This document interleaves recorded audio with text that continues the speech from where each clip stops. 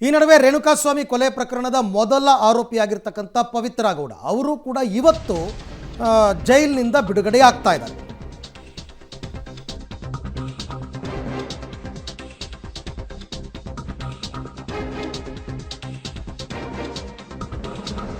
ಇವತ್ತು ಪರಪ್ಪನ ಅಗ್ರಹಾರ ಜೈಲಿನಿಂದ ಪವಿತ್ರ ಗೌಡ ರಿಲೀಸ್ ಆಗ್ತಾ ಇದ್ದಾರೆ.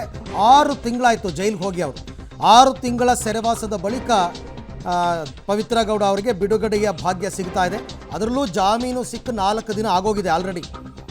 ಸೊ ನಿನ್ನೆ ವಿಳಂಬವಾಗಿ ಜೈಲಧಿಕಾರಿಗಳ ಕೈ ಸೇರಿದೆ ಜಾಮೀನು ಪ್ರತಿ. ಹಾಗಾಗಿ ನಿನ್ನೆ ಸಹ ಪವಿತ್ರ ಜೈಲಿನಲ್ಲೇ ಕಳೆಯುವಂತಾಯಿತು.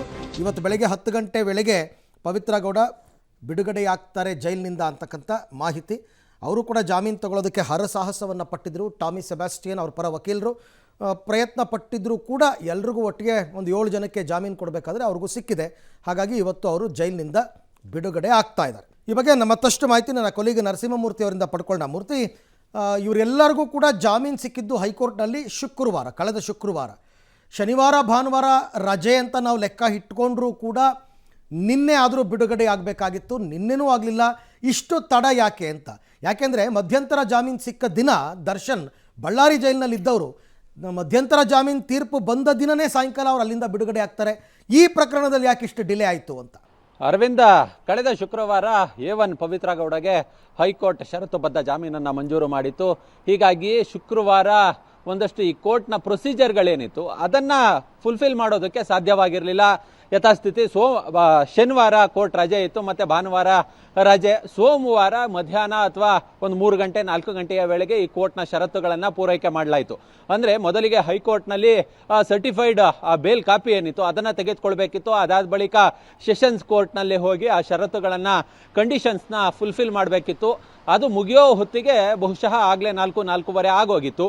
ಮತ್ತು ಆ ಕೋರ್ಟ್ನ ಅಮೀನ ಏನಿದ್ದಾನೆ ಆತ ಬೇಲ್ ಕಾಪಿಯನ್ನು ತೆಗೆದುಕೊಂಡು ಕೋರ್ಟ್ಗೆ ಬರಬೇಕು. ಆತ ಇಡೀ ಸೆಷನ್ಸ್ ಕೋರ್ಟ್ನಲ್ಲಿ ಯಾರ್ಯಾರಿಗೆ ಜಾಮೀನು ಮಂಜೂರಾಗಿರುತ್ತೋ ಆ ಎಲ್ಲರ ಬೇಲ್ ಕಾಪಿಯನ್ನು ಒಟ್ಟಿಗೆ ತೆಗೆದುಕೊಂಡು ಪರಪ್ಪನ ಅಗ್ರಹಾರಕ್ಕೆ ಬರಬೇಕಾಗುತ್ತೆ. ಆತ ನಿನ್ನೆ ಕೋರ್ಟ್ ಕಾಪಿಯನ್ನು ತೆಗೆದುಕೊಂಡು ಬಂದಂತಹ ಸಂದರ್ಭ ಆಗಲೇ ಸಂಜೆ 7:15 ಆಗೋಗಿತ್ತು.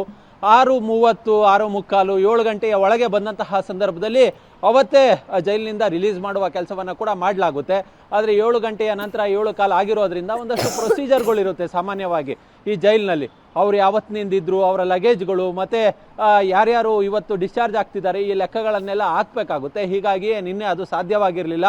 ಇವತ್ತು ಪವಿತ್ರ ಗೌಡರನ್ನು ಈಗಾಗಲೇ ನಿನ್ನೆಯೇ ಬೇಲ್ ಕಾಪಿ ತಲುಪಿರೋದ್ರಿಂದ 10 ಗಂಟೆಯ ಬಳಿಕ ಅವ್ರನ್ನ ಜೈಲಿನಿಂದ ರಿಲೀಸ್ ಮಾಡುವ ಕೆಲಸವನ್ನು ಜೈಲಾಧಿಕಾರಿಗಳು ಮಾಡ್ತಾರೆ. ಎಲ್ಲೋ ಒಂದು ಕಡೆ ಇವರು ಆ ಕಂಡೀಷನ್ಸ್ನ ಫುಲ್ಫಿಲ್ ಮಾಡೋದಕ್ಕೆ ಒಂದು ಸ್ವಲ್ಪ ಸಮಯ ಹಿಡಿದಿದೆ, ತಡವಾಗಿದೆ. ಮತ್ತು ಬೇಲ್ ಕಾಪಿ ಜೈಲಿಗೆ ತಲುಪೋದು ಕೂಡ ತಡವಾಗಿದೆ. ಹೀಗಾಗಿಯೇ ನಿನ್ನೆ ಅವರ ರಿಲೀಸ್ ಸಾಧ್ಯವಾಗಿರಲಿಲ್ಲ. Aravind. Right Murthy, thank you. ತಮ್ಮೆಲ್ಲ ಮಾಹಿತಿಗಾಗಿ ಧನ್ಯವಾದ.